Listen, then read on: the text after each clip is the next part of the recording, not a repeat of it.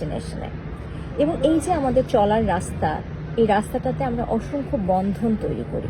মুসাফির হিসেবে আপনি যখন চলছেন, আপনার কিসের সাথে বন্ধন হতে পারে? প্রথম বন্ধনটাই আমরা করি আমাদের প্রিয় মানুষদের সাথে, আমাদের সন্তানের সাথে, যাকে আমি ভালোবাসি তার সাথে, বাবা মায়ের সাথে। আর কিছু বন্ধন হয় মেটেরিয়ালিস্টিক কিছু জিনিসপত্রের সাথে, যেমন ধরেন আমাদের টাকা পয়সার সাথে আমাদের বন্ধন হয়, ক্যারিয়ারের সাথে বন্ধন হয়, খ্যাতির সাথে, সৌন্দর্যের সাথে। এক একজনের বন্ধন, অ্যাটাচমেন্ট এক একটা জিনিসের সাথে থাকে। জীবনে সব কিছুর একটা ব্যালেন্স থাকা খুব দরকার। যদি কখনো এই ব্যালেন্সটা নষ্ট হয়ে যায়, তখন আপনি দেখবেন আপনি খুব ভয়ঙ্করভাবে আসলে সাফার করছেন। এটা অ্যাটাচমেন্টের বেলাতেও সত্যি। আপনি ইন্টারমিডিয়েট ফার্স্ট ইয়ারে পড়েন, আপনি একটা মেয়ের প্রেমে পড়লেন। এই প্রেমটা একটা অ্যাটাচমেন্ট, এবং যে কোনো একটা কারণে আপনার ওই প্রেমটা ভেঙে গেল এবং আপনি সিদ্ধান্ত নিলেন আপনার বেঁচে থাকার কোনো অধিকার নাই, আপনার সুইসাইড করা উচিত।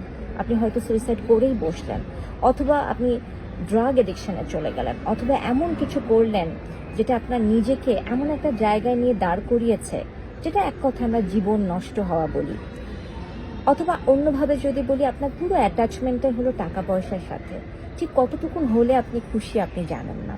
তাতে যে সমস্যাটা হয়, আপনি টাকার পেছনে ছোটেন, পরিবারের সন্তানের সাথে সময় কাটানো হয় না, ওয়াইফ বা হাজব্যান্ডের সাথে সময় কাটানো হয় না। একদিন আপনার ব্যাংক ব্যালেন্সে অনেক অনেক অনেক বড় একটা সংখ্যা জমে, কিন্তু আপনি পেছনে ফিরে দেখেন আপনি খুব বড় কিছু জিনিস লাইফে হারিয়েছেন। আমরা যদি আমাদের অ্যাটাচমেন্টের জায়গাগুলোকে এভাবে চিন্তা করি যে কিছুই আমার জন্য পার্মানেন্ট না, সব কিছু আমার কাছ থেকে যে কোনো সময় চলে যেতে পারে, অন্যভাবে বললে আল্লাহ কেড়ে নিতে পারে, ঠিক তখন আপনার ভিতরে একটা হিউমিলিটি তৈরি হওয়ার সম্ভাবনা বাড়ে। আপনি মাটির কাছে থাকতে শেখেন।